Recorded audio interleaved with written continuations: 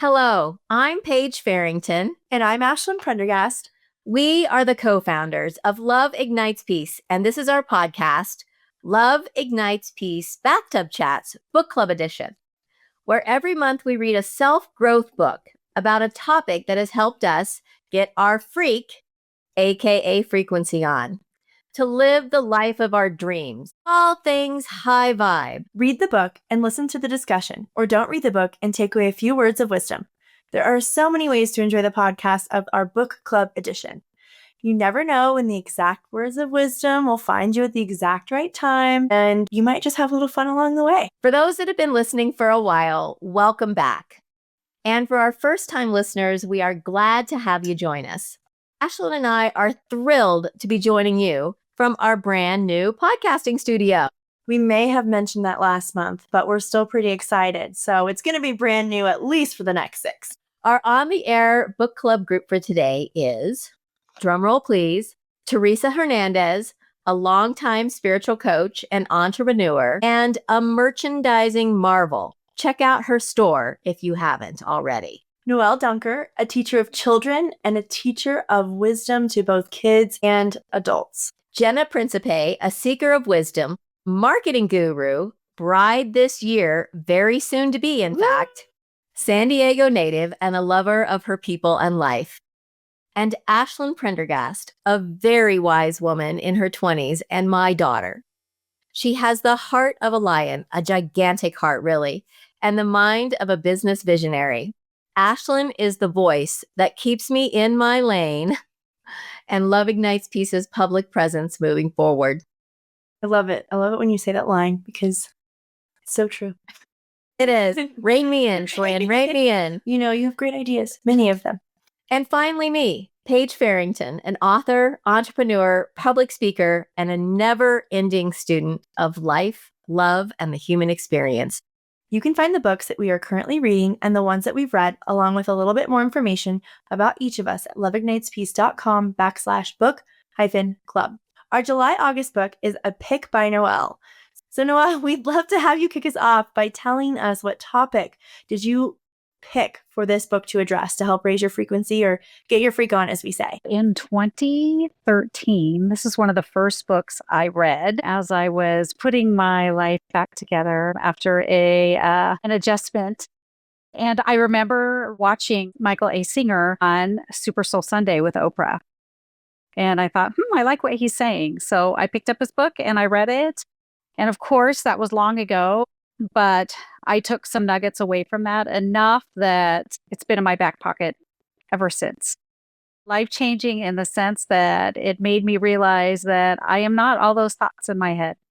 I'm much more than that. And those are really just ideas that have been floated by me, or beliefs that I had, or the way I was raised. And so it made me really become more aware that I am not those things that have been floating around in that head. I would say that's a pretty big get your freak on. Definitely. And of course, I mean, it's a never-ending story that I need to remind myself of. So it was really great to pick it back up and reread it, actually twice since I made the decision. So that was really nice. I'm so excited to dive in. But before we go further, let's start with the book description so that everyone knows what we're talking about. So this month's book was The Untethered Soul by Michael A. Singer. It is a modern classic in the world of spiritual growth and self-discovery. In this profound yet accessible guide, Singer takes us beyond the chatter of our minds and into the depths of inner freedom. Through simple, powerful insights, he helps us see that we are not our thoughts, as Noelle just said, not our emotions, and not the voice inside our head. We are the observer, the witness, the one who experiences it all. With stories, analogies, and down-to-earth practices, the untethered soul shows us how to release the habitual thoughts and patterns that keep us stuck, so we can live in a state of peace, clarity, and open-hearted awareness. Whether you're new to self-discovery or have been walking this path for years, Singer's message is an invitation to let go of the barriers that keep you from fully experiencing life. Get ready to explore what it really means to be free, not just in your circumstances, but in your soul. That's a pretty big opening statement for a book. I would say so. I'm excited to discuss it. So let's kick it off. Book club, what was your most important takeaway from this month's book? And did it help you put love into action? Did it help you raise your vibration? Noelle, do you want to kick us off since this was your pick? Sure. Yes, and yes. For me, my biggest takeaway is remembering not to close down no matter what's happening around me. To keep my heart open, not to close down, and to recognize when I want to close down so that I can stay open. So we're back at school now. This is our first full week with kids. So it's reminding me when I go to meetings, because I'm teaching a little bit differently this year. So a lot more meetings. And I'm remembering to stay open, even if the franticness of the beginning of the year is on everyone's heart and they're feeling intense. I'm just remembering to stay open, hearing them, listening, but not taking on their thoughts as my own. In play right away, plus other little things or not so little things happening in my own personal life, just remembering to stay open, even if I want to close. I don't usually jump in so quickly with my opinion, right, or like my answers to these questions early on, but I would like to jump in because I have to echo what Noelle said. My most important takeaway from this book was finally being able to not only read about keeping your heart open in all moments, but I think finally embodying that. As I read it and that reminder, I was like, oh my gosh, yes. And then there was one other big takeaway for me, which was this realization of all the different ways, even though I thought I had let go of resisting, but all the different ways I was resisting different things in my life and even life in general, and how I was fighting against certain things in my life, even fighting against certain people in my life. And I don't mean like physically fighting against them. I mean like kind of like energetically fighting with them. Like they bug me. So, you have that energy of fighting against. And those honestly were huge realizations for me now. Realizations that I didn't have when I read this book, I don't know, 7 years ago or something like that. I have a couple, but one of them that I feel like plays kind of nicely off of what you were saying, Paige, about the resistance creating potentially with somebody who bugs you is the idea of that we try to control and manipulate the world to insulate ourselves from our fears. And I thought that was really powerful because I think I've recognized myself doing that over the last year in different situations, but particularly in wedding planning. And I've seen a lot of my perfectionism tendencies come out. One side of it is getting to the root of why that is, but the other side of it is it's the need to control so that everything goes perfectly, so that a fear of potentially not being enough if something goes wrong or if something isn't perfect, or like the way that that reflects on me. I've noticed a lot of scenarios where I've tried to just jump into control to control the outcome to insulate myself from a particular fear. And I don't know that I really had that awareness up until this year. And I think even before reading this book, it was something I was becoming more aware of. But after reading this book, I think it really helped me to recognize an area that I want to work on, and that we can't insulate ourselves from our fears. The next part of this, which ties into that, is that solving the root problem of things that actually trigger us versus trying to solve the symptoms. And I think that that's something we've talked a lot about throughout the other books that we've read. It's such a huge theme in life. And I think sometimes a lot of things like will rear their heads in ways that are unexpected and that we don't know. It's not actually about the thing at hand, but it's because there's something else within us that needs healing. Going back to my first example of like the example of control and wanting to control the outcomes. It's like, well, what is that? What is that perfectionism? What is that serving? Well, it's a need to have myself all put together and perfect in order to be accepted or seen or noticed. So at the end of the day, the control is just a symptom trying to cover something up, whereas the real work needs to come with me recognizing my wholeness without needing to be perfect. So those two were big takeaways that kind of went in tandem. I'm going to jump in next, kind of tagging on Jenna. Mine, I'm going to try to simplify it a little bit more. For me, because I too read the book, Noel, I think it came out in 2011, but I probably I think I read it at the end of 2012 or the first part of 13. So it's been a hop, skip, and a jump since I read it the first time. I read it 2 months ago because I got off schedule on our book clubs. I was a high achiever. I read it too soon. So I downloaded it and I listened to it, and then I went and reconnected with the book. It was a reminder to me, which also ties in with last month's Let Them by Mel Robbins. When we are aware and we're like the observer, there is such freedom in that. There isn't judgment or the whys or any of that. There is just freedom in my aura, in my body, in my mind that allows me to just connect quicker with source or the divine. So being aware of that observer, I just don't need to be in my head all that much. So it was a great reminder, whether it's a fear or a doubt or control or whatever it is, I'm observing it and I can let it go. For me and my human design, freedom is everything. So it ties in for me in a circle.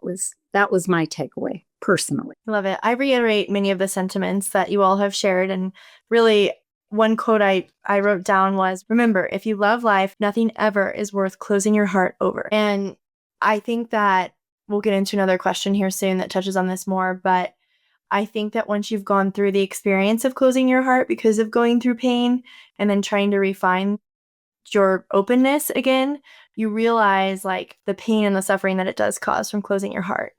Now, obviously, getting on the other side of that and experiencing the freedom that's come from it and having more maturity, it's easier to say not to close your heart. Like, I think if you gave this advice to 18-year-old me, I wouldn't know what you're talking about. Or 17-year-old me, I would have no idea what you were talking about. And that is something that I felt was different about this book than some of the other books that we read. I think you have to be in a certain place to understand it. I could be wrong because it's such a well-loved book, but there are certain parts of this book that I would have literally thrown against the wall. In fact, there still were some moments where I would be so like locked in and be like, oh yeah, oh yeah, oh yeah. And then the next sentence I'd be like, nah, I don't believe that. And that's at a way further evolution than where I was 10, 15 years ago. That was my experience in engaging with it. But I did think there were a ton of really good takeaways. And if you are ready to release and open your mind, you have to approach this book with an open mind. So if you're ready for that, an open heart. and an open heart, if you're ready, well, your heart can be closed because I think it's going to help you. The next question I was going to ask is, did reading this book help you feel more peaceful? Why or why not? What is a time where the wisdom of this book helped you / would have helped you? Well, since I just spoke last, and it's really my answer from when I just spoke, it provided the freedom for me completely, 1000% from my mind, my body, my spirit, and my soul. Being aware just was like a breath of fresh air and energy in every thought and every particle of my being. I've really been pretty joyful the last couple months, and the book really reminded me to just observe. I don't have to have my claws in it, so to speak. Just freedom for me. So for me, the first time I read it, what I really, really enjoyed about this story, so much so that I used this description often and I couldn't even remember where I got it from. But when I reread it, I'm like, that's where it came from. The idea of your thorns, the idea of building, and this goes with Jenna's control, which is also my number one in my human design, is to release control. The idea of building a house that's very safe. And you keep the housekeeper in the basement. You do all of those things to keep yourself very safe, but then you can't live. You're closed down, everything's closed because you're trying to control it. And I just love that analogy. I think it paints a really good picture. So for me, it started that opening, that awareness piece, that it was just a little crack.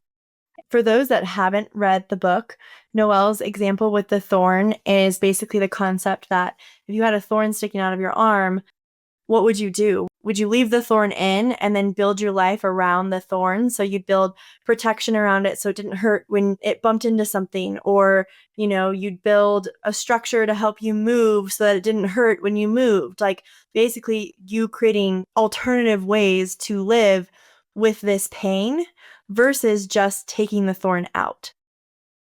and not having the pain in and of itself. Instead of all these ways we adapt, just overcoming and like resolving. And so that obviously then applies to the more mental, physical, emotional side of things that is discussed deeply in this book, which to the big task at hand listed in the beginning is to help you experience that freedom from those thorns that you're experiencing. But you do have to be able to identify what the thorn actually is. And that, I think, sometimes is a challenge, because if you're really not somebody who is self-aware, you may not even realize what that thorn is, or that it is the thorn causing you suffering. I'm going to tag on that, though. Where I struggled sometimes with the book was I don't think that he cares in you identifying the thorn. I felt like the gist of this book was about just letting everything go. Don't engage. Don't make it real. Don't think about it. Literally just observe it and let it go. Don't ask the why. Agree with you, Ashlyn, on that. And I forget where it was, maybe towards the end, where Noel and I were talking about this earlier. It's happiness. Do you want to be happy or not? That's all you have to choose. And it sounds simple, but it goes back to the Native American parable when the grandson comes to the grandfather and says, I'm struggling with this and how to be good or to do right or to do wrong. And the Indian says, which wolf do you want to feed? That's basically what he's saying. Choose. And then from that point on, that's all there is. And that sounds very simple till you run into people who have a lot of buts about it. I'd like to jump in here and say, yes, I agree with you both. I know we're getting a little off topic of the question, but you can't get out of this house that you've built for yourself until you have some awareness of what all these things are that you've compiled in your head that you think keep you safe within this house. So yes, I think there's 2 steps to it. There is just, now that you're aware, you let it go, you let it go, you let it go. But there is some piece of the past that has to be addressed that created these prisons now for you to become aware of and let go of. Yeah, I don't know. That was kind of where I struggled with the book a little bit, where it's like, on one hand, I couldn't agree more. I honestly see in my daily life ways that I use this idea of just letting it go and letting it flow to create peace, happiness, freedom. I don't need to address it. But in other ways, if I haven't addressed it, then I haven't grown necessarily. I haven't learned, I haven't taken the thorn and said, why is this a thorn here? And what lesson do I need to learn? And what else do I need to heal? So I have mixed feelings about the teaching in the book, and perhaps both things are completely and totally true, but I still very much felt like the book was way more about like, don't even give a rip. And honestly, from practical advice, I'd say for the average person, that's actually much more practical than trying to dive in and unpack it. Like, we have tools to dive in and unpack it. The second something comes up, I am tapping into my subconscious mind. Noelle is nodding her head yes. I know my mom does the same. I'm like saying the statement, clearing it from my energetic blueprint, my field immediately. And then if it's something that's a big thing, I'm going to Tracy and I'm doing spiritual energy work and I'm looking into past lives. Like, I have the tools to unpack the why. But for the average person, I think that can be a years-long journey. That can be months in trying to unpack something. So that can be years. Could be years. And we create a new neural pathway when we immediately let it go. Like, I'm taking that thorn out. Well, I don't even know where that came from. I want to be happy. I'm letting that go. And then we create a new neural pathway by doing that. And when you're ready, or if you're ready, then you can unpack it. But really, it's an in the moment decision. And the reaction is that pause. That pause is the release. So you can respond versus react. And you can just release, you know what? That is not bringing me happiness. I'm going to move to a different line of thinking. Well, back on topic, what were we discussing here? We're asking if you felt more peaceful reading it and if there was a time this wisdom did or would have helped you. I am actually going to tag back to something that Noelle mentioned earlier about just us not being our thoughts. I think over the course of my life, and especially my young adult life, I have given too much meaning to my thoughts. And I guess this is where it ties back to our conversation, Ashlyn. We talk about time and time again, your perception creates your reality. Based on how you're interpreting something, that's going to create your experience of life. It can be 2 people can experience the same thing, And depending on what you're thinking and how you're digesting it, you're going to experience it differently. And I think a lot of times I've assigned too much weight to my thoughts in two senses.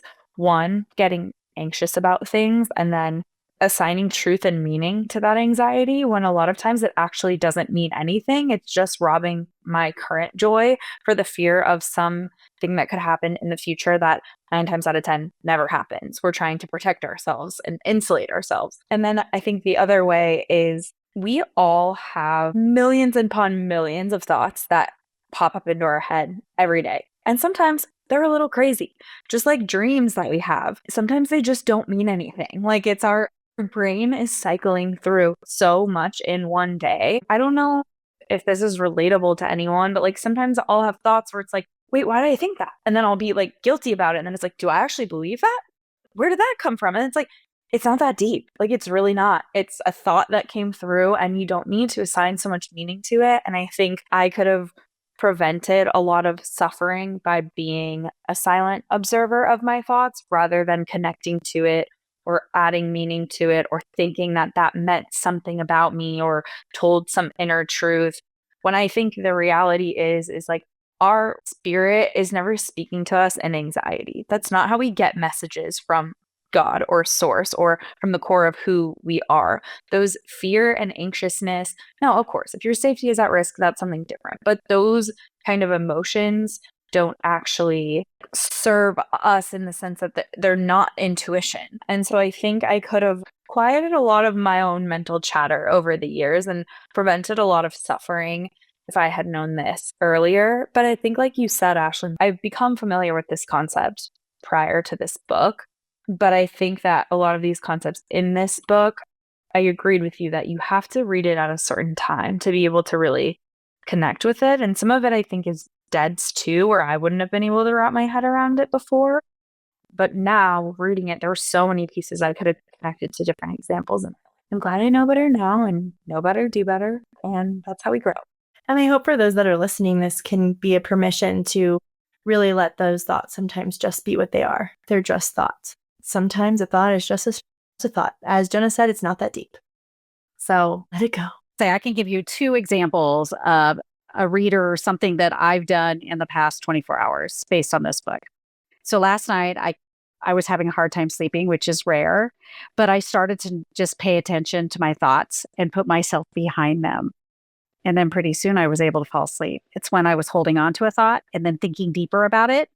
So the moment I actually got out of bed, started reading the book just to hopefully quiet my mind. But then I'm like, I'm going to get back in bed. And if it pops up, this is what I'm going to do.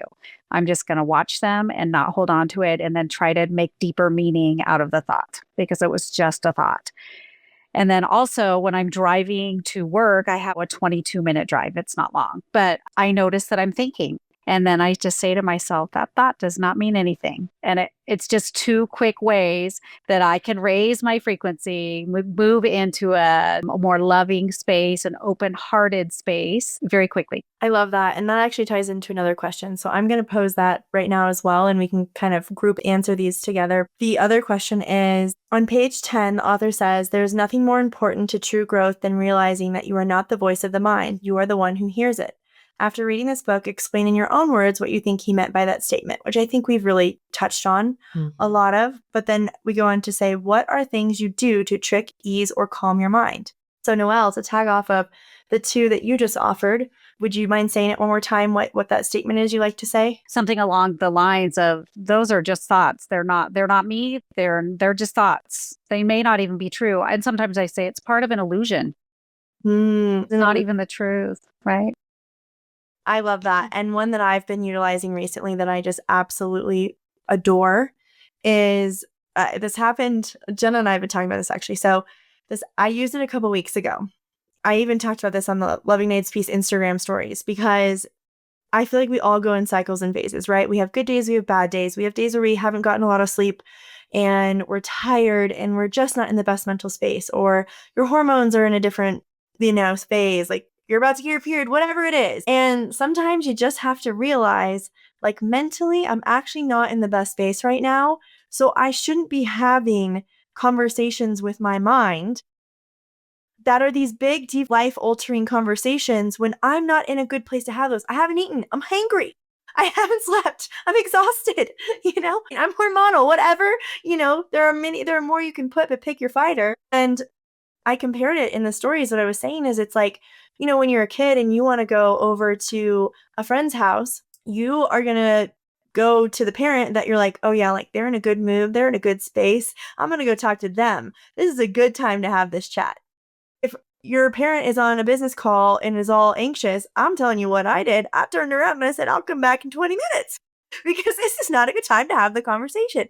And we should have the same concept with our own minds to be able to recognize this is not a good time. So I started to tell my mind, literally, you guys, I was in the shower and I just started spiraling about like I don't even know, it was ridiculous at this point, but it was like some big life decision. And I literally told my mind, I said, hey, I see you. I hear you. Thank you for bringing this up. And I am so open to having this conversation with you, but not right now. And it was so interesting because that put my mind at such ease. I didn't try to push it away, right? And I didn't resist. I didn't force it. Why am I having this? Oh my gosh, I have to put it in this box. No, hey, I hear you. I see you. I'm listening and I want to chat with you about this, but now's not a good time. Can we talk about this later? And I'm telling you, I've used it a couple times and the peace that it has. Do you ever come back and want to talk about it, or does it usually just go away? It usually just goes away, but I'm sure if it's like important enough, it would come back up in a more appropriate time. But sometimes we're spiraling on things when we are in that state because we're in the state, right? Like it's not real. It's an illusion, as Noelle said. So I think that if there was a big takeaway from this book, I don't think he offered a lot of these actionable suggestions. I loved what he said about falling behind the thought and meditating and breathing and pausing. But like, I love in this discussion that we're able to expand upon it because having some tools in your toolkit to just say, hey, I see ya, I hear ya, or hey, you're an illusion. It's helpful to have more guns in your holster than just the one. Yeah, and I agree with you. I don't think he added very many actionable tools of what to do with this other than to just be aware. So do you have any? Well, what I would say for me is bringing me back to the present moment when I get in those places, because I will go, okay, Paige, I know you are worried about something that's possibly going to happen in the future. But if you come back to this moment, my goodness, you're fine. Everything is fine. You're safe. You have a roof over your head. Your belly's full. What are you worried about? So for me, bringing myself back to, oh gosh, in this moment, everything's okay. Why am I even thinking about why things might not be okay is kind of ridiculous. So that would be my tool. Mine that I've actually been using, maybe I got it after reading his book because I've been using it for probably longer than I read the book because I've had some whopper personal experience things happen. And what I constantly do is, well, thank you for the thought, because for me, that releases all resistance. Thank you for the thought, but I'm releasing it now. And I promise it's gone. It just disintegrates. So I validate it by thinking the thought. And then I say, I'm just releasing it right now, but thank you. And it's pretty simple and I can do it in a nanosecond. So that's mine. I think that's really important because Ashley and I was telling you this the other day, but I think everybody on this podcast can relate to being in a concerted effort to grow their self spiritually, mentally, and emotionally. And I think sometimes there's this idea that something is healed and that means it's never going to come up again or nothing's ever going to resurface. And for some things in life, they are like that. They don't resurface. But there are sometimes themes that continue to be triggering or just consistent themes that potentially cause suffering in our lives. And I think I've created a lot of mental dialogue of kind of beating myself up when something that I feel like I've done a lot of work to get past is bothering me. And so I think applying gratitude to that thought and saying like, thank you for making yourself known, but then not beating yourself up and saying like, why am I having this thought? Why is this here again? Like why are we going down this path again? Because that actually just feeds the cycle and creates more suffering. I was going to add 2 quick ones. Ashlyn, I loved the idea of having the conversation later. Ever since I was a little kid, my mom has told me, like, when you're having a thought like that, just put it in a box to put on a shelf to get it later. Put it in your organization bin in a file folder to let you know that it's something you need to address, and come address it when you have time. And 9 times, like, I wouldn't even say 9 times out of 10, 10 times out of 10 it usually goes away. But during those more serious things that you do have to address, one thing that I found to be really powerful, and I think I've come to this conclusion of this through a lot of the books we've read, and through another Gabby Bernstein book that I read recently called Self-Help, it goes back to getting to the why. And it's really not just about asking why, but it's asking why again and again and again when you get to that answer, to peel back the layers of the onion. So, like, I'm feeling this way. Why am I feeling this way? Because this person bothered me. Why did this person bother me? Because I feel like hurt because of X, Y, and Z. Why do I feel hurt? Because that takes away from my independence. Why does that take away from my independence? Like, I'm just making something up, and this isn't a great example, but it's getting down to the bottom of it. And what I've realized is a lot of it is these wounds that come from when we're little kids. So it's something that's happening on the surface, but it really comes down to a lack of perceived value, or a sore spot, or a hurt, or an insecurity that comes from when we were like a delicate little flower as a kid. And then we put on all these stories that just tie back to like that little kid within us. And getting to that root a lot of the times has helped me so much, like helped release so much suffering. And just asking that why, to really get, like, I've had some profound discoveries in my personal life where I'm like, I lived 30 years on this earth, and I never would have known that this thing that happened in my life was affecting me.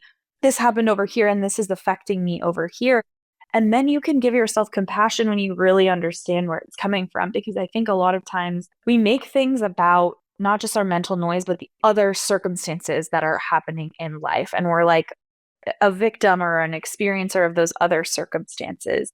But really, it's about the perception that we've created through our past experiences, and getting to the root of that, which again is a lot about what Love Ignites Peace is about, has just been profoundly life-changing for me. And that's one it's a little less quick. It's not as quick as just saying like, thank you, I release you. I think for me, that's required journaling, sometimes multiple sessions of journaling, prayer, thinking while I'm on a walk, those kinds of things, but has been remarkably life-changing for me. Would it be bad if I put a plug in for Love Ignites Peace, Our Next Evolution, the companion journal? Because in chapter 5 of the journal, they take you through that exact process of asking why and peeling it back. In fact, the Buddhist tradition has a term for it. It's called a koan, Koan. And it is that process of asking why, and then going deeper from that question to the why of the next question. And the journal takes you through that. I also think it's so interesting, your commentary about the inner child, which this book doesn't discuss. Again, he doesn't go into the whys. He's not interested in the whys. He just wants you to let it go. But in everything that we've offered as a solution, there's been a delicate nature to it. And I think that that is maybe a thought about when we are even saying these things like, hey, thank you, or that's an illusion, or me saying, I'll talk to you later. Are we actually talking to that inner child? You know, and that's why more of a delicate approach actually helps us put us at ease. Like, we're literally talking to a child. Like, talk to yourself like you're this little nugget that's just looking for some love, because that's really, at the end of the day, who we all are. And again, that's just out of left field. He doesn't say that in the book, but it's something to consider. And why not be more gentle and kind to ourselves? I would like to still answer a time where this would have helped me. Okay, go for it. I feel like it taps into a topic that we haven't maybe spent a ton of time on. In the beginning, we discussed one of our favorite pieces was the idea of keeping our heart open and our hearts open. And we've been talking a lot about the mind and the thoughts, but I want to talk about blocks versus not blocks, heart open versus closed. And I have a lot of compassion. And it's always so fun for me to see, like, as I've grown, to then hear things like Teresa was like, she just think casually is like, oh, I've had some whompers in my life, like, woof. And when you're younger and you have a whomper happen, it feels like the whole world is crashing down because your field of perception is just different. And I had a period of time in my life that was truly like the hardest period of time I've ever gone through. I was experiencing grief on so many levels. I was, how old was I? Let's see. I was probably 22, 21 years old. My parents had just said that they were separating, which, my family, my home, that was everything to me. Relationship that I thought was going to turn into something more. This relationship I thought was going to turn into something like huge disappeared. I had people in my life that I was grieving, friendships I was grieving, other lost people through other familial breakups, like my brother was dating somebody that I loved like a sister, and the grief that was in my life at the time felt overwhelming to the point that, I couldn't listen to a love song. Like, if I heard a love song, it felt like concrete in my heart, and it felt like I felt dead. Like, I felt like there was no energy, there's no frequency moving through that. And so I even kind of stopped listening to those kinds of things because the pain and the grief that I was in was so much. And it took me, I can't even tell you ladies, like, it probably took me at least 5, if not more years to really offload a lot of the stuckness in my heart. And I definitely have compassion for myself for what I was going through. But the reality is that I probably created more suffering in the long run by not having the awareness that, like, even though these things hurt, I had to let them go. Instead, I clung on to them like my life was over, like my life depended on them. Like, if I didn't hang on to it, it wasn't real, or if I didn't hang on to it, it didn't mean something, or if I didn't hang on to it, it was gone more sooner than I wanted it to be. And I think we maybe all have had an experience like that in our lives, but this maybe is just an encouragement to anyone out there that if you are going through something, to just do your absolute best during this to, like, let the energy to continue to flow, because you will heal faster and you will enjoy life more. And just because something bad, terrible happens doesn't mean then you need to be in your own self-purgatory for the next 5 years. Like, we take a bad event and then we make it worse, like we cage ourselves in that. So that was just something that really spoke to me. If I could have read this book all those years ago, I wonder how much more quickly I could have overcome the suffering I was in. Were you ready to hear it? I think that's the biggest thing with this book is you have to be ready to hear it. And, I read this book probably 7 years ago, and I honestly didn't love it that much 7 years ago. It just was like, yeah, I know this stuff about my thoughts. So what, blah, blah, blah. But I wasn't ready to hear the part about the heart. And so this is a book that requires you to be ready to hear it. And if you don't hear it, what I'd say is put this book back on the shelf and 5 years later, pull it off again and try it again. Because during that time, you will have evolved and you will then be ready to really, truly adopt and embody some of these very deep and profound concepts that can lead you to freedom and peace. I was going to say, I can share that it has come in handy in my life as recently as today. I filed for divorce today. Wow. But kept my heart open. Like, even through all the things, even sending pictures of the documents to the other person, but keeping my heart open, even with gratitude. Thank you for showing me how to love myself more. All of those things, but keeping my heart open and not closing it. Stopping at Whole Foods and picking up chantilly cupcakes for Teresa and I to celebrate today. So just like that heart opening, not letting it impact my day, not because I had to fake it, because I really was keeping my heart open. And it is life-changing. That's so beautiful. And it goes back to that idea of perception, because you created a perception from that marriage that was one of, what did I learn? I was able to learn to love myself more through an experience that wasn't the most loving. And like, that's the ultimate perception of self-awareness. That's amazing. It's a warrior versus a victim mentality. Right. A peaceful warrior. Right. And a chantilly cupcake. I will say one thing, well, maybe a couple. Ashlyn, you kind of made a comment when I said, I've had a lot of things. Check the list. Like, it sounds very, wow, how hard could they be? For most people, filing for any kind of paper would be devastating. We know people that have that. But it's like with anything, when someone makes it look or sound or feel easy, trust me, there are days and hours and weeks and months and years of building a strong muscle of faith, of heart, of believing that there is always such beautiful more ahead. That's a lot of practice and a lot of muscle building. Teresa, that was so beautiful. I feel like that's just like maybe the mic drop moment. Yeah. And maybe why reading the book now has felt easier, because there's been so much muscle that's been built. I'm like, oh yeah, I do that. Oh, I know how to do that. Oh, I've gone through that. And guess what? I came out the other side. I've experienced the closing. I've experienced the letting go of resistance to open, blah, blah, blah, blah, blah, et cetera, et cetera, et cetera. You're right, Teresa. Like, it becomes easier because you've done all the things you mentioned. And, you know, when you take part in this Love Ignites Peace book club, you're giving yourself that gift. Jenna, you mentioned this earlier, like reading these books, you do start to develop that muscle. We hear many of these same messages over and over, though spoken differently with a little different spin on them. And, you know, how many times do we need to hear something before we can truly embody it, before we can learn it, before we can live it? In my opinion, that is one of the most profound and biggest benefits of being a part of this book club. And I've mentioned this before, but I love that we're using the word muscle, because here's the thing, right? We go to the gym and we keep going to the gym.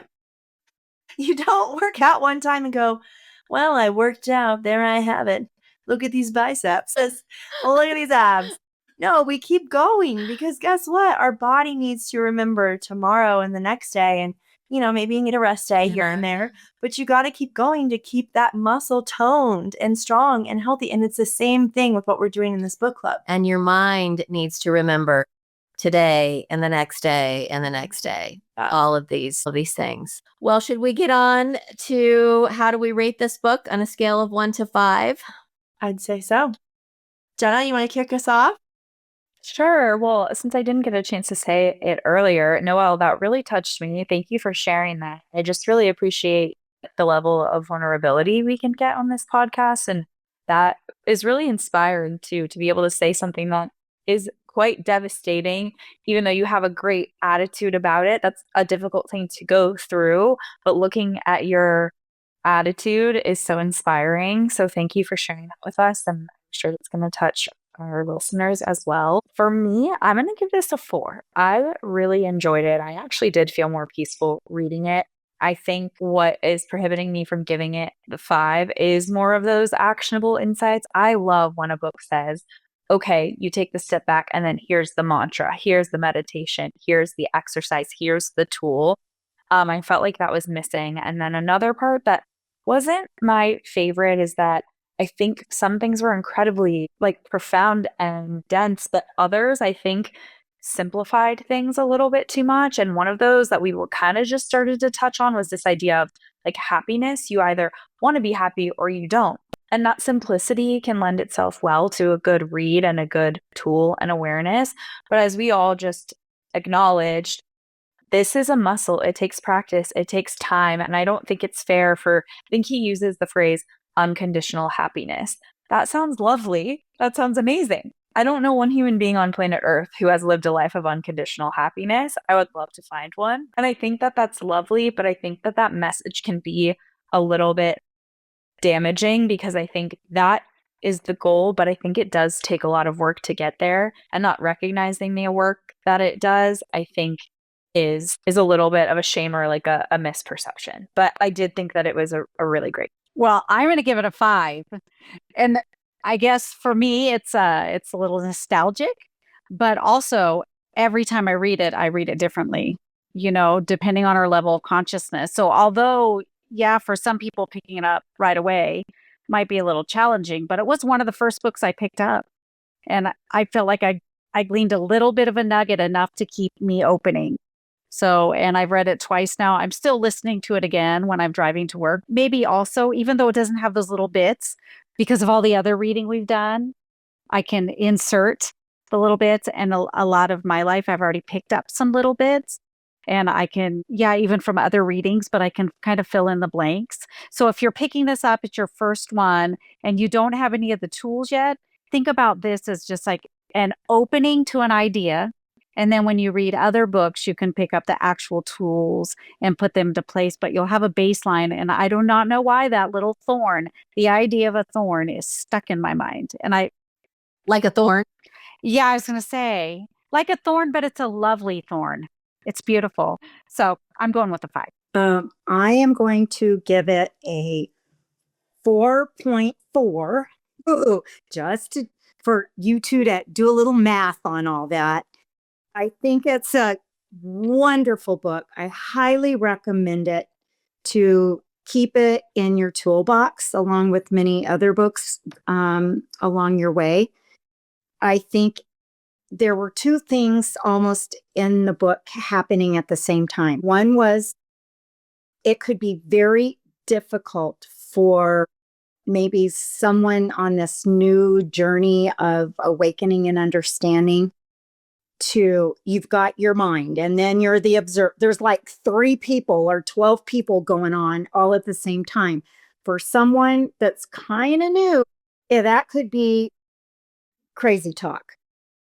And then it jumps to, well, just be happy, which I love, but that can be oversimplifying. So there's almost 2 things happening at the same time, which got me thinking. There are people in my family, friends that I know, I would not be able to really recommend this book because they are simply not in an awareness to understand the concepts. But if you are ready, I would put it in your toolbox and keep it with you for always. Yeah, Teresa, it's so funny. I was just sitting here thinking that like this isn't a book I'd recommend to everyone. It's just not. And so it's so interesting you said that. So I guess if you're listening, you have to tap into your intuition and decide if you haven't already read the book and you're contemplating, does this resonate? Does this call to me? Or hey, at least give it a try and see if once you start, if it's jiving or if it's not. Not to go back to the whole gym example, but as it turns out, I don't typically look forward to exercising. I might not look forward to reading a self-help book, but the reality is that I feel better when I'm done with it. And I'm so thankful for the accountability, just like my gym buddy that knocks on my door at 5:30 in the morning. I'm so thankful for the accountability of this book club to keep me reading and going through books that maybe, like you said, Teresa, maybe wouldn't resonate with everyone, or maybe wouldn't have been the one I picked up at that second, but then I gained a lot because I read it. Noelle, tagging off of that, I would love to ask you this question really quickly, which is, did you pick this book because of the season of life that you were headed into or that you knew you were headed into with this big change? Or did this happen to be a total divine coincidence that you picked the book and it just happened to be such a good support in where you're at? We'll tell you that it is divine coincidence because I really chose something that I read at the beginning of my awareness of a journey. And so I thought, it might be something that our listeners might want to if they haven't picked up a book. But then I realized how much it applied now. And I will tell you on the side, I did not ask Mike to read it, but he started reading it. And the other day he said, "Did you read this chapter?" So maybe there was a subconscious or there was a divine intervention on his side as well, because he's doing some soul searching. Yeah. Which is lovely. Amazing. Well, what did you rate it at, Miss Ashlyn? I'm so conflicted. I would say I would probably also give it a 4 because of what I mentioned earlier. Where just like sometimes I'm so driving with it, and then sometimes I'm like, well, wait, what about this? And I do think I was curious how it was going to be for you, Jenna, because I also caught myself sometimes like going down some of these philosophical concepts and possibly making me spiral. Like I'm like, wait a second. I thought I had this part figured out. And here I am now. All of a sudden, I'm not supposed to because he talks about, not to get on too far of an aside, but he talks about how you shouldn't hold on to the good things either. Basically, you should be nothingness, which goes to a lot of Buddhist principles in my Buddhist thought and culture class I took. Truly, the nothingness is a big teaching. With that, you let go of everything. You let everything flow through you. In fact, he even talked about identity. You have no identity. you aren't a woman. Yes, you are a woman, but you aren't a woman. And it's like, but I like some of those things. Like, those bring me happiness. But, who knows? Maybe 40 years down the road, I'll be like, all right, let's go. I'm just going to float in consciousness. I literally thought of you when I read that, because I was like, I know she's not going to resonate with this, because I don't resonate with it either. Because I'm like, what am I without all my beautiful memories and my life story? Like, how about we just let go of the pain and let that flow? But I want the joy to stay. Not that he was saying live without joy, but he did explicitly say you have to let the good things flow through you too. You can't hold on to those. And I was like, but I love memories. I love nostalgia. I love looking back at pictures and relishing in the fondness of things. And not that that means I get stuck there, but I think that adds to our life story and is a big, huge part of it. And maybe I just didn't understand it fully, like we said. Maybe in 40 years we'll be like, I totally resonate with that, but I did not resonate with that when I read it. This is just a theoretical, hypothetical question that I don't really have the answer to. But when you allow all the good stuff to just flow through you like nothingness, how do you then embody unconditional happiness? And I'm sure there is an answer there that someone can provide to me, but I don't necessarily know the answer to that. Now, he's talking to us at a soul level on this book.